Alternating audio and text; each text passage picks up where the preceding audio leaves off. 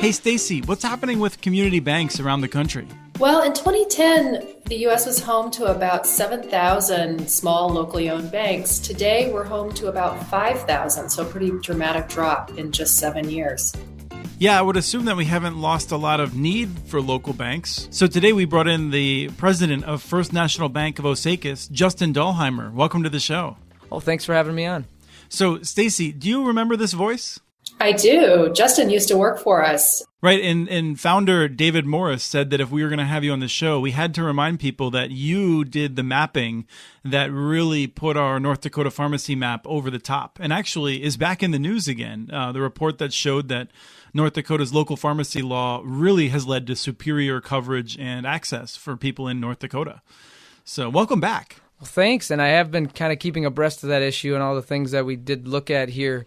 I tune in every time I see the North Dakota pharmacy law come under fire, and I'm always pleased to see your guys' research. It seems to never die, so it's a good thing for pharmacies, and I was really proud of the work I did here and really proud of the relationships I made. So glad to be back. Well, we're thrilled to have you back. For people who have listened to Building Local Power before, you probably recognize Stacy Mitchell, the person who runs our independent business work. And I'm Chris Mitchell, a guy who does a lot of the broadband work around here. Actually, I should say I run the broadband program. I take credit for all the work, and I don't do most of it. But I think we wanted to talk about what's happening with local banks. And Justin, I wonder if you could just start by talking about what a local bank is. And you had noted when we talked previously that, you have a lot of experiences and have a real good sense of what's happening.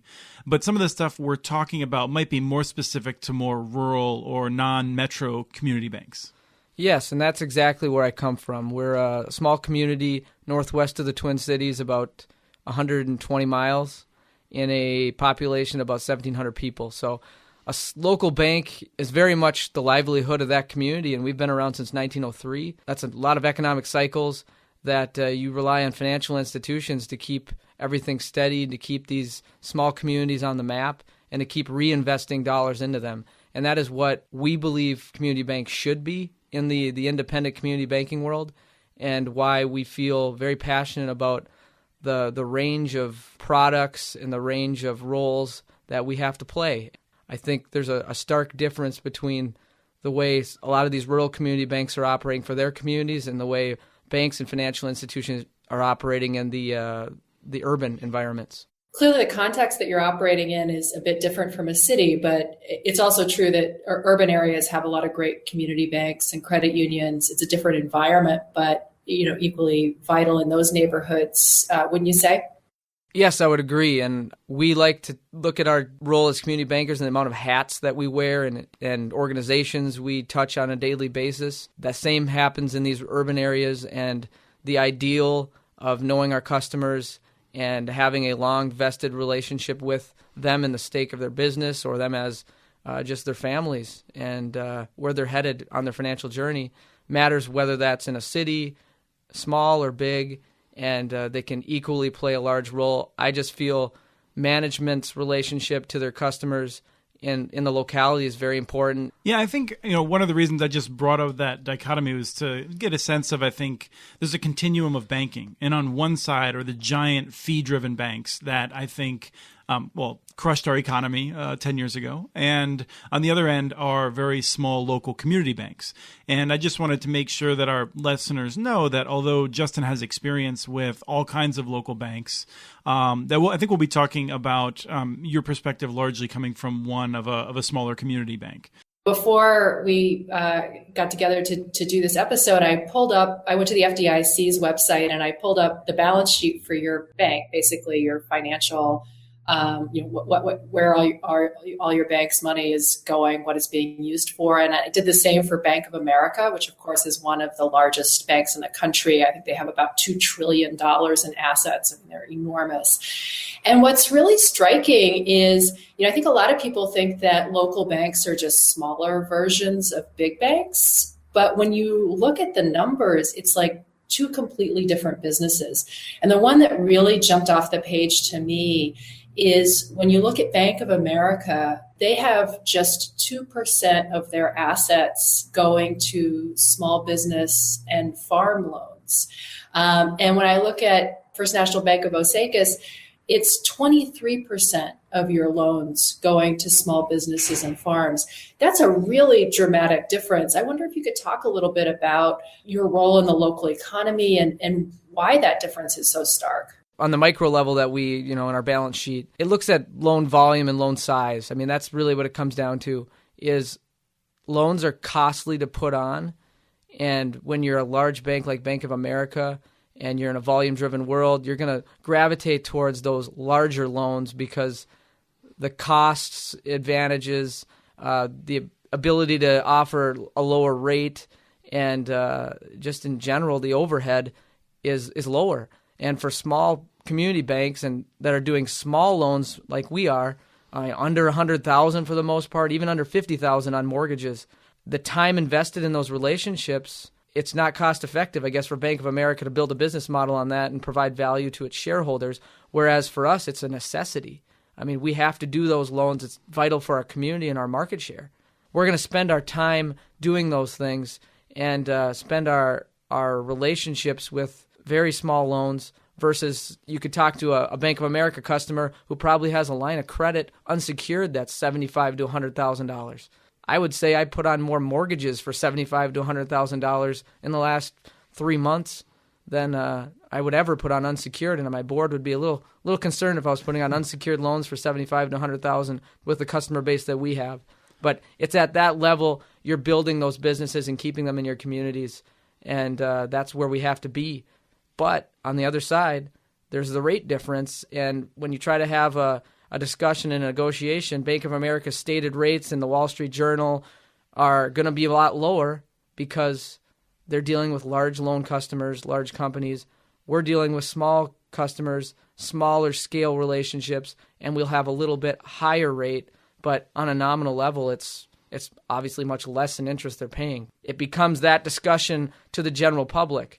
Why are small community banks charging a higher rate? Well, the scale is a very misleading factor, and it becomes too simple, I guess, to report the rates for each institution and not consider the fact that there's a lot of cost that goes into these relationships. Well, one of the things that I'm always interested in is this idea of a fee-driven bank. And I wonder if you can just talk a little bit about the difference in business model between a bank like yours and what we think of as a fee-driven bank like a Wells Fargo or Bank of America. Yeah, and I think the best way to kind of sum that up is banking, in a sense, has become a commodity-driven industry. The mortgage and products we offer, they want that marketing scheme to make it look as a transactional relationship. You're going to go out to get a mortgage like you're going to go out to get a loaf of bread. And everybody's going to compare their cost, and you're going to buy the cheapest one. Well, going back to the financial meltdown and the mortgage crisis, well, a lot of people assumed that every mortgage was the same. Well, it's not the same, and that's why Dodd-Frank came in vogue, and that's why a lot of the regulation came, was to weed out what different mortgages really cost. When you're in the business of making a lot of loans and keeping rates low, you're going to have to make money somewhere, and it's going to be on the fee side, and that's where the large banks lived. It was putting fees into their contracts, into their mortgages, into their lending relationships, deposit relationships, to pay for the overhead to do these types of loans, versus a bank that has a long-lasting relationship with a customer that has a deposit account that has been there since they were a child. The products become a relationship-based, where you're going to price into that relationship more on the rate side because it's an ongoing relationship, versus the large banks, which are trying to securitize these mortgages and sell them off to investors. They're not holding them locally on their balance sheets, and to do that, they've got to get them to the lowest cost point, but they've got to make money to keep in the doors. So the more they can do, the more money they can make, and they're going to do that on the fee side. And I actually was curious on this topic. The way I look at it as a banker is on my gross income for the year. How much is coming, what percentage is coming from non-interest income, which is fees, and what percentage is coming from interest income. And I tend to look at things in our industry as small, maybe being $1 billion versus the legislation says a $10 billion bank is a small bank. I would say under $1 billion. Banks under $1 billion as a percentage of total income have 16.5%. Banks over $1 billion are at 21%, or 5 to 6% more of their income is coming from fees. We're charging less fees, but a marginally higher interest rate. And we feel that is a better way to price a relationship, And, we're saving them money on the cost side. So yeah, I know, Stacy, I wanted to jump in, but I also just wanted to say I'm willing to bet that you have not lost any of your customers' paperwork and foreclosed on them because of your mistakes. So, Stacy, what did you want to add? Well, there was something that really struck me about what you just said, Justin, which is the different motivations for big banks versus local banks. I mean, essentially, if the big banks have this fee model, they want to make money on the fees and the churn. And so like every mortgage they do, they get fees. Every mortgage they securitize, they get fees. And then they sell it off and they have nothing else to do with it. Every loan and so on, they just want to collect those fees. They want to open checking accounts. They charge higher fees typically on checking accounts. And when you talk about your bank, what you're saying is we want to make money on the interest, meaning that we want to have customers who are able to pay back their loans, and we're going to have a long-term relationship with them because over time, as they pay back those loans, we're going to make money on the interest. And so it's really striking because that essentially means that your bank can't be profitable and do well unless your customers are doing well. Whereas a big bank, and we saw this spectacularly in the financial crisis, they can collect all those fees and blow up the economy, and their customers can lose their homes and have every bad thing happen to them financially, and the banks are still fine because they're not tied to those customers anymore. Whereas you have this very connected relationship to your customers' well-being. And I imagine, especially being in a small community, if the town is doing well, you're doing well. And if the town is doing badly, you're doing badly. Exactly. We've got a stake in every customer's, personal financial livelihood. And it should be that way. It's embedded transparency. It's accountability. And like you said, Stacy, the bank's doing well when the community's doing well and vice versa. And it's a duty, I think, as a local financial institution to be forward-looking enough to price in to your business model the fact that we do have economic cycles. And we want to weather the community risk and be able to charge off loans, not come back after customers and ruin financial lives and move on to the next a thing that the community needs to happen, and have those ongoing relationships with community leaders to motivate local resources to do good things for the community and work together and leverage dollars to bring more wealth into the community versus just recirculating or poaching wealth from other banks.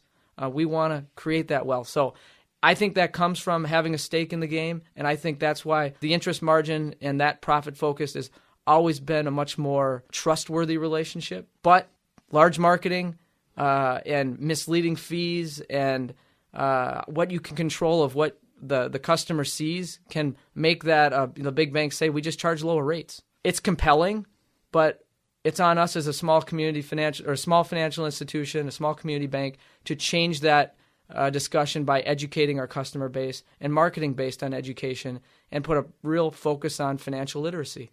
Because I think that is where our industry is really failing. That's an opportunity for us to really get into schools, get into households, and educate because it's not being done properly. Mm-hmm. I asked my wife, who worked for a local bank out of Walker and one of the regional, it had 5 branches, and she worked for one of the branch banks, about her experiences. And her eyes almost lit up talking about the manager, who she said just did everything she could for the community. And she said something that I just thought was amazing, I never considered before, and that's that they made these loans of $100, $200 to people to help them to build up credit, so that they could get experience borrowing and the bank would have an experience knowing that they would pay them off. I'm willing to bet that Bank of America has 0 loans for $100.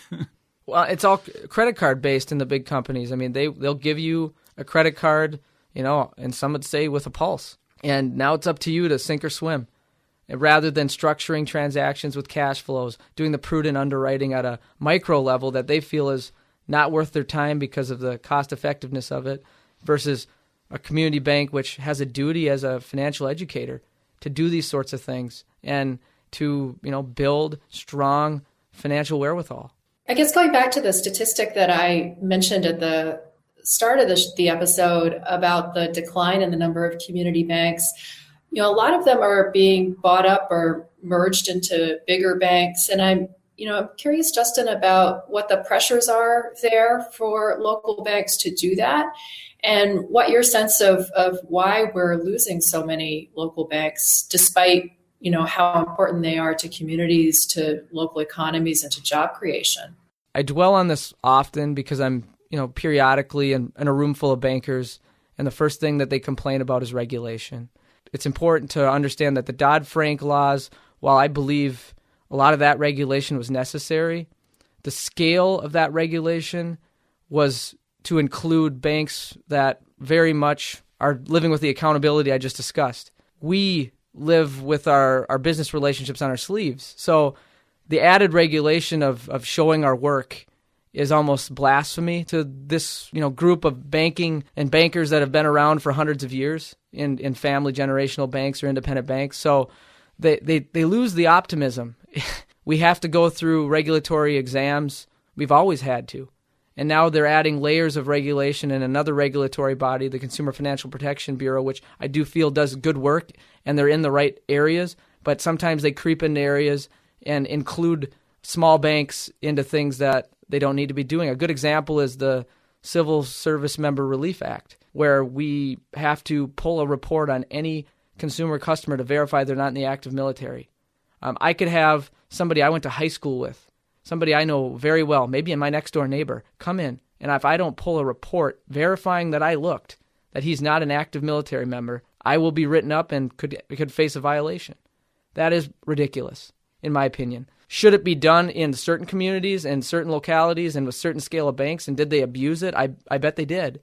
But for us, it's tiring. And when you add more and more regulation like that includes us small independent banks that were very much not the problem, boardrooms get exhausted, strategies get co-opted, and they feel the pressure to sell because they just don't feel the liability and the profits that are being siphoned off for regulation and is worth it. And a good example of how much regulatory cost is, I've seen surveys out there that say banks are facing 5 to 8% more in regulatory cost. Our bank alone, I did this math off our budget last year. 20% more of our net income, I think, is gone due to regulation, increased regulation. That's a large figure to explain to a board, and then we have to make up for that in other areas and trying to get into niche lending, which I think you're confining yourself to more of a type of loan that makes you more susceptible to economic turns, and even more so, you get into the fact that a lot of our products are being co-opted out of us. So we're less diversified in our portfolios than we've ever been because the regulation is forcing those products to bigger banks that have more economies of scale. It seems like the other half of the equation is that it's harder than ever to create a new local bank and community bank. I think that's, Stacey, you probably have a statistic on this in terms of how many new banks there are. I think we've only had one new bank approved in the last 5 or 6 years, and that's it. And it's a striking change because before that, we would see banks close every year, local banks, or get merge into bigger banks. But we would also see lots of new banks started, and that made up for a certain amount of the losses. And then after the financial crisis, regulators just essentially stopped approving new banks. I think the low interest rate environment has also made it less attractive or harder to start a local bank than it used to be. But there's clearly something going on with regulators not allowing new banks to form as well. Exactly. And you're seeing less all-inclusive local community banks the way I describe my bank than you would see from a new bank perspective. They're going to be more targeted in industries and niches that serve a common purpose. For example, financial tech companies looking for banking charters eventually because they have great software products that make a certain type of banking more convenient. That's probably where you'll see more new charters in the future. And it's not going to be doing community-style banking where they're rolling up their sleeves and doing the necessary things from a short-term and long-term perspective for the community and for the consumers that they do business with. So one of the reasons that we invited you to the show was actually comes from you commented on our Facebook page when I think this is about that tension between credit unions and banks. And I think someone was basically saying, everyone should go to a credit union. And you responded that you need to recognize that local banks are incredibly important and that credit unions are, a part of the ecosystem, but shouldn't be the only type of thing. Can you talk a little bit about that tension between the banks and particularly smaller banks and credit unions? Credit unions have morphed into a world that looks a lot like the large bank, the Wall Street bank, that we as independent community bankers don't like. And even worse, they don't have to pay taxes the way we do, and they have a lot of money to divert into lobbying to expand their market areas and to expand their customer base in ways that weren't originally intended. So it's another moving part that we're competing against that isn't dealing with the same factors, but yet they have the perception that they're populist on those large credit union ways. I mean, that they're for the people, that they're owned by the people. Right. If I could just break in for a second, if I'm understanding correctly, there's some credit unions I think that are getting very big and aggressive, but not all credit unions necessarily. Exactly. And I think most bankers would say, as originally intended, those credit unions dealing with common affiliations, unions, trade associations, even the military, they do great things. And they're dealing with underbanked folks, and they're leveraging community dollars in those types of communities to help do great things. Those are great credit unions. The ones that are operating like large banks are the ones that are giving credit unions a bad name and are the ones that are really causing the local community banks, which in my opinion, my community bank operates a lot like the way credit unions are intended. Everybody who's a customer of my bank is somebody from my local community. They have a common affiliation. We're in a lot of ways like the original credit unions were intended, but as we get nameless and faceless and we get more profit motivated and more scheme motivated, the legislation has allowed the large credit unions into areas like commercial lending where they don't have, number one, the expertise, and number two, the jurisdiction. They're not intended to be there. They're only there because it drives more profit for them to, in some ways, give back to their members, but now their members are probably more vague than you and I. We have more in common than probably a lot of the credit union members in the large credit unions. That is the issue that drives us. And, we started things with a fee-based motivation or an interest or a long-term relationship-based. Those statistics that I cited on a percentage of gross income coming from non-interest income, credit unions beat banks far and ahead. The large credit unions have 30% of their gross income coming from fees. My small bank that I work for is 3.5% of our gross incomes from fees. That's a commodity-based relationship. It's really interesting what you just said, because it speaks to something that comes up all the time in our work here at ILSR, which is that scale really matters. When you're talking about these giant credit unions that now span multiple states, or in some cases even are national, ostensibly they're customer owned, but at that scale, they're not really, it's not really a democratic institution. They're not connected to place and community. They don't have the kinds of relationships that a local financial institution has. It's in the same way we're talking about the difference between a local bank versus a big bank. It's the same idea with credit unions. And just because they have this different ownership structure doesn't necessarily make them any different, because that scale is so huge and they are disconnected from place.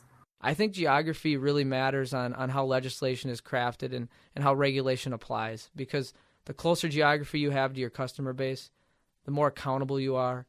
And I think that credit unions, banks, all the above should operate under that mantra. As a general industry gets community bankers, independent community bankers angry, is the fact that we're painted with the brush of a financial crisis that we very much have nothing to do with. And whether I know the causes of that financial crisis or not, I know it came from the fact that they allow the bigger to get bigger without a lot of control, and yet the lobbying includes the smaller into those legislative discussions, because they know they have economies of scale. If they're going to get more regulation, we're going to get more regulation, and it's going to hurt us disproportionately more. Yeah, it's really interesting, this point about geography. And also I'm thinking back to what you said about the regulations that you're entangled with, and how difficult that makes it to operate now. Because it's striking, back, from the 20s and 30s all the way until the big changes in banking law in the 1990s. We used to have these laws in place that said you have to stick close to your community. You can't just spread all across the country. You have to have like a geographic focus to what you're doing and really be rooted in place. And we limited the ability of banks to grow big by just spanning the country. We also limited the ability of banks to mingle different kinds of businesses. So if you were a commercial bank with FDIC insurance, that is the government, taxpayers were protecting your deposits, you couldn't engage in like Wall Street gambling. I mean, you couldn't do all of the securities trading that you see big banks doing now. We had this strict separation. It's like, if you want to be an investment bank and do Wall Street stuff, great, but you're not going to have insured deposits. And if you want to be a commercial bank, then you can't be messing in that kind of stuff. And those two policies really kept banks much more regional or local in their focus, much safer over the long term. But the other great thing about that structural approach is that we then didn't have to write all these nitty-gritty rules governing every little bit of behavior, because we just created the right kind of structure to align banks with their communities. And obviously we had some consumer protections. We need those kinds of things, but we didn't have to have just this crazy mass of rules, because we weren't trying to govern these really institutions, in the case of Bank of America, Wells Fargo, that have become so big and complicated that they're really ungovernable. And so it seems to me, when we talk about regulation, that part of the problem is, it's not more or less regulation. It's like smart regulation is the issue. Yeah, and I think it's more a human focus on a banking relationship. I'll go back to that periodically. But that is really what we're doing now to combat our larger competition. Is we're breaking down that wall of what a banker is. It's not that mean person who caused a financial crisis. It's that person that is involved in city council, a firefighter, a coach that somebody you can trust. To be clear, I think you're most of those things, but if you're also a firefighter, I'm very impressed. I am, yeah. Volunteer firefighter. So. Oh, wow. So you're all of those things. That's very impressive. You've been busier than I have since you left. Small community, got to wear many hats. That's something we should publicize as a bank community, because I know a lot of community bankers who do just as many interesting things. Mm-hmm. And if we can get into kids' minds that matters and that's more trustworthy because you know more about that person, it'll pay long-term dividends, and that's what we're in the business for. Being there in 10 to 20 plus years to see the rewards in them doing well financially. So our community is. You said you wanted to end with a message of hope, and I actually wanted to prompt perhaps a different message of hope, and then you can share your other one. But that is, you come from a county that voted heavily for Trump, and in describing it, you're someone everyone knows you're not a Trump supporter, that you're not a Republican. But it sounds like you bring a message that rural America still gets along, basically, even among different political perspectives. I think geography matters, Chris. I think when it comes down to discretion, no matter what you are, blue, red, or purple, being able to have a stake in the decisions that matter in your community matter to just everybody who lives there.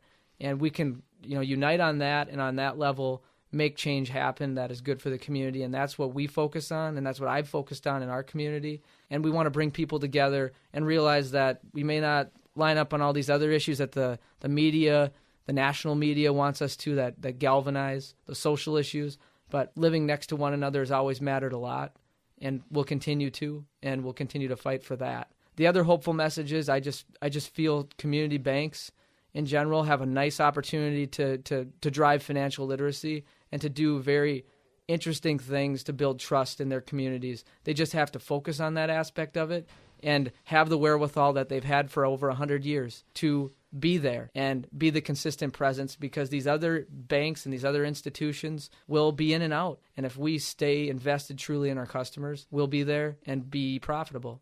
Great. I just wanted to say, as we do wrap up, I think some advice for people would be to definitely switch away from the big banks. Don't go to the big credit unions. Support your local banks. And part of that doesn't just mean having a checking account with a local bank. It means using the credit card from the local bank rather than some kind of American Express card that gets you lots of points but harms local merchants. There's a lot of things you can do to really make sure that you're supporting that local bank being a thriving institution. Justin, I'll just put you on the spot really quick. Is there anything you think people should read, an article, a book, that would give them a better sense of this industry? I don't have anything that's real topical, but I do think they should spend more time really getting to know where management decisions are made in their community. And if you're banking, like Chris said, there's a lot of ways to do good things for your bank, but the number one question that should drive your decision is my relationship purely a data point with my bank, or are they actually having humans make those decisions? And is the information they have about me less about an algorithm and more about knowing what I need to do in my life or what I want to do in my life and where I'm headed? I wish I had a lot of great articles and a lot of good things for people to read. I don't, just because our industry is pretty much obsessed with being delved into our individual communities. Great. Stacey, do you have any recommendations? Well, I would say that when it comes to moving your bank account, we have some great resources on our site at ilsr.org. And if you go to the banking section, we have 5 reasons you should bank with a locally owned bank or credit union. We also have a great sort of step-by-step guide to actually moving your accounts, because that's a little bit more complicated than just switching grocery stores. And we have some good tools that we point you to how to find a local bank or credit union that's actually part of your community and doing good stuff in your community. Wonderful. And I would just recommend a book that I have on my bookshelf. I haven't read yet, but the Slate Money podcast had recommended it and discussed it a bit. I thought it sounded brilliant. One of the ways it ties in is it talks about why low-income folks actually tend to prefer the loan services, the payday loans that I think many of us are concerned about for having rapacious interest rates. And one of the reasons is they're used to being gouged to death by the fees from the big banks. Yeah. And so they prefer these loan terms in which they can get them. And the name of that book is How the Other Half Banks, Exclusion, Exploitation, and the Threat to Democracy by Mirza Baradaran, I believe. And I'd be remiss to say we aspire to, on our blog, on our website, fnbosakis.com, called Financially Literate, to take consumers through these topics on a very consumer level, basic level, to build financial literacy in our own customer base. It's digitally available to everybody, and we're going to probably update once a month as we get going. Financially Literate at fnbosakis.com is our blog. And that's OSAKIS. Yes. Thank you, everyone, for listening. This has been a really fun discussion. That was Justin Dahlheimer, president of First National Bank of Osakis in Minnesota, joining Christopher Mitchell and Stacey Mitchell for episode 16 of the Building Local Power podcast. Stacey's one of our co-directors and runs the Community Scaled Economy Initiative, and Christopher heads up the Community Broadband Networks Initiative. As a reminder, check out fnbosakis.com. If you scroll down, you'll see the financially literate tool that Justin mentioned in the interview. Also, don't forget to go to ilsr.org for the tools Stacey mentioned to help you make the switch to a community bank. We encourage you to subscribe to this podcast and all of our other podcasts on iTunes, Stitcher, or wherever else you get your podcasts. You can sign up for our monthly newsletter at ilsr.org. Thanks to Dysfunction L for the music licensed through Creative Commons. The song is Funk Interlude. I'm Lisa Gonzalez from the Institute for Local Self-Reliance. Thanks again for listening to episode 16 of the Building Local Power podcast.